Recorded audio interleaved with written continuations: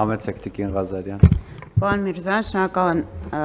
զեկույցը մանրակրկիտ ներկայացնելու համար։ Վարչապետը քարոզարշավի ընթացքում երևի վերջին օրը հայտնեց, որ մեր ապրանքներն այլևս կարող են գյուղատնտեսական տիպի ապրանքները մուտք գործեն առանց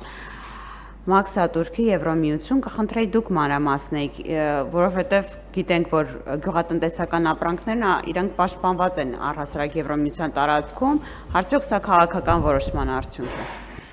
Շնորհակալ եմ,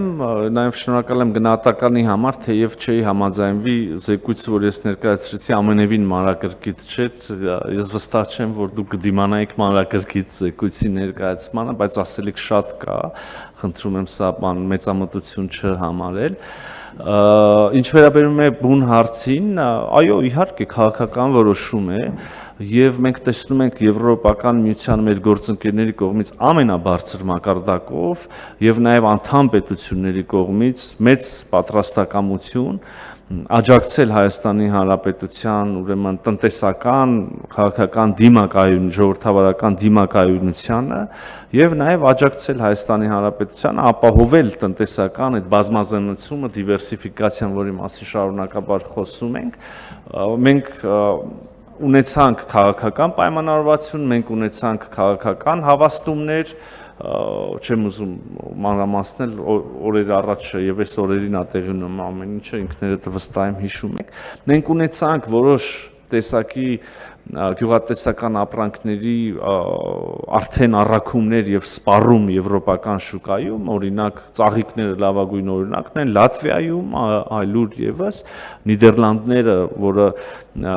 հասկանում եք ծաղիկների առումով բավական լուրջ ավանդույթ ունեցող պետություն է, Նիդերլանդները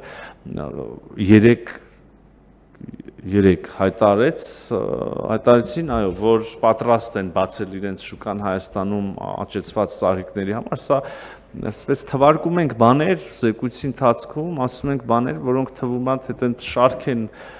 լավ լուրերի կամ բայց ոչ շատ կարևոր, իրականում ասենք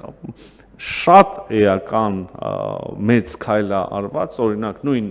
Եվրոպական միության, նույն Նիդերլանդների թագավորության կողմից Հայաստանի նկատմամբ, հատկապես օրինակ Նիդերլանդների ծաղիկի առումով, եւ այս ավելի կոնկրետ մնացած պայմանավորվածությունները, որի մասին դուք հարցնում եք,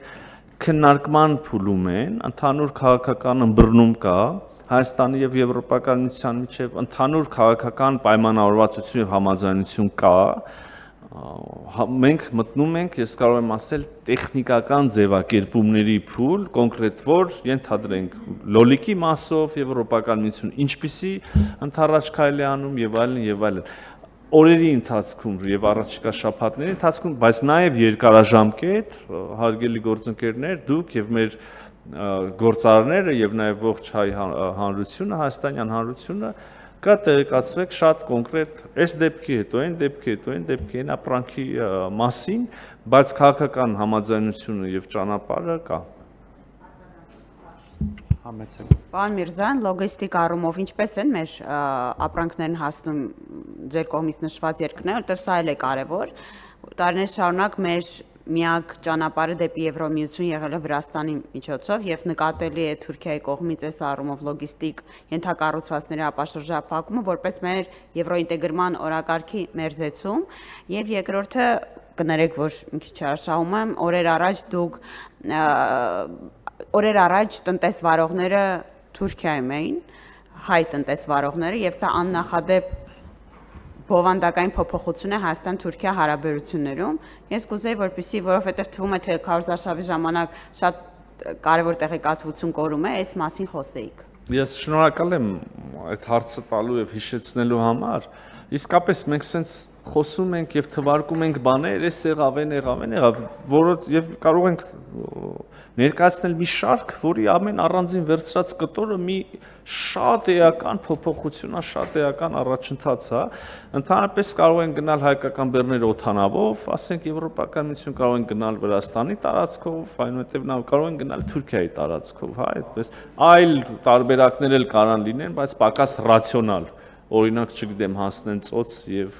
բան, մենք իրատեսական եւ արդյունավետ ճանապարհներն ենք քննարկում։ Հունիսի 2-ին Կարսում տեղի ունեցավ շատ լուրջ հանդիպում Հայաստանի եւ Թուրքիայի գործարարների միջև հանդիպումը կազմակերպված էր Հայաստանի եւ Թուրքիայի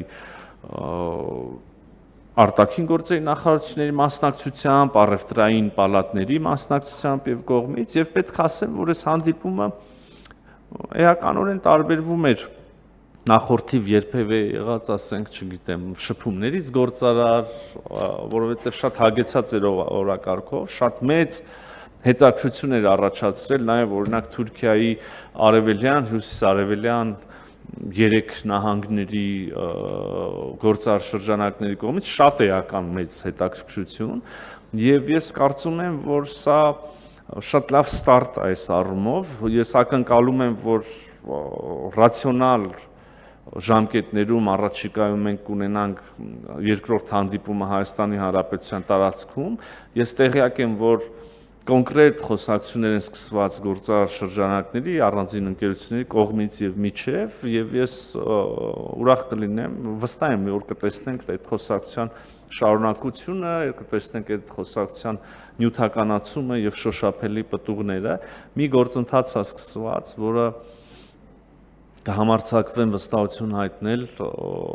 մեծ հաշվով չի կանգնելու եւ բերելու է ոչ միայն տնտեսական լավ արդյունքներ, այլև իր հետևից բերելու է նաեւ քաղաքական լավ արդյունքներ։